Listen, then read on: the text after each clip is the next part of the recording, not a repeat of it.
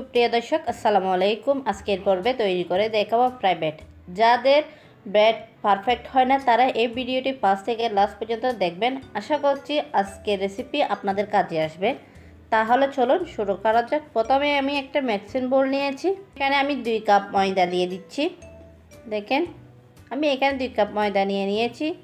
আমি half cup চিনি নিয়েছি। আমি এখানে 1 টেবিল চামচ বেকিং পাউডার দিয়ে দিচ্ছি। স্বাদ অনুযায়ী লবণ দিয়ে দিচ্ছি, দিয়ে ভালো করে একটু মিক্স করে নিচ্ছি। দেখেন আমি এখানে কোনো ইস্ট দিই নাই, শুধু বেকিং পাউডারটা দিয়েছি। দেখেন আমি 1 গ্লাস লিকুইড ঘন মিল্ক নিয়েছি, সেখান থেকে অল্প অল্প করে দিয়ে আমি একটা সফট ডো তৈরি করে নিচ্ছি।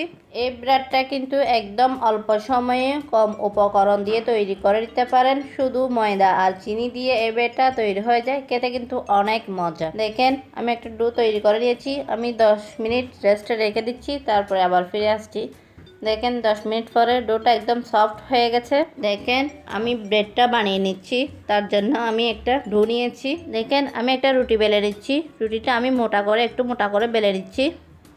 আশা করছি আজকের রেসিপিটা আপনাদের কাছে ভালো লেগেছে। ভালো লেগে থাকলে প্লিজ লাইক কমেন্ট এবং বেশি বেশি করে শেয়ার করবেন। দেখেন আমি রুটির পুরটা কেমন রেখেছি সেটা দেখিয়ে দিয়েছি। আমি এখন কেটে নিচ্ছি ব্রেডটা। আমি ব্রেডটা 4 কোনা করে কেটে নিচ্ছি। আপনারা আপনাদের ইচ্ছে অনুযায়ী কেটে নিতে পারেন। দেখেন আমি এইভাবে সবগুলো ব্রেড বানিয়ে নিয়েছি। আমি এখন পরের স্টেপে চলে যাচ্ছি। তার জন্য আমি আগে থেকে অয়েলটা গরম করে নিয়েছি। আমি কিন্তু এই ব্রেডটা আজকে ডুবো তেলে ভেজে নেব। দেখেন এটা ফ্রাই ব্রেড আমি এখন দিয়ে দিয়েছি। দেখেন দেওয়ার সঙ্গে সঙ্গে সবগুলো ব্রেড ফুলে উঠেছে। দেখেন দেখতে কত সুন্দর হয়েছে। আশা করছি আজকের রেসিপিটা আপনাদের কাছে ভালো লেগেছে। ভালো লেগে থাকলে বাসায় একবার হলেও ট্রাই করবেন, দেখবেন ফ্যামিলি সবাই পছন্দ করবে। দেখেন এই ফ্রাই ব্রেডটা খেতে কিন্তু অনেক মজা, অনেক ইয়ামি। দেখেন আমি ইস্ট ছাড়া মাত্র 1 টেবিল চামচ বেকিং পাউডার দিয়ে এই ফ্রাই ব্রেডটা তৈরি করে নিয়েছি।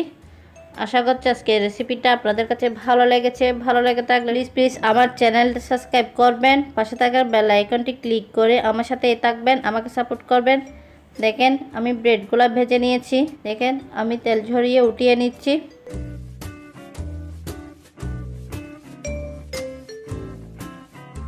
দেখেন আমি আপনাদেরকে এখন সার্ভ করে দেখাচ্ছি। দেখেন কালারটা কত সুন্দর আসছে। যে জিনিসটা দেখতে সুন্দর সে জিনিসটা খেতেও কিন্তু অনেক মজা হয়। দেখেন আমি একটা ছিঁড়ে দেখাচ্ছি। নরম তুলতুলে ফ্রাই ব্রেড কেমন হয়েছে। দেখেন একদম ফুলকো নরম তুলতুলে। দেখেন খেতে কিন্তু অনেক মজা, অনেক ইয়ামি। আর আজকের রেসিপিটা আপনাদের কাছে কেমন লেগেছে অবশ্যই কমেন্ট করে জানাবেন।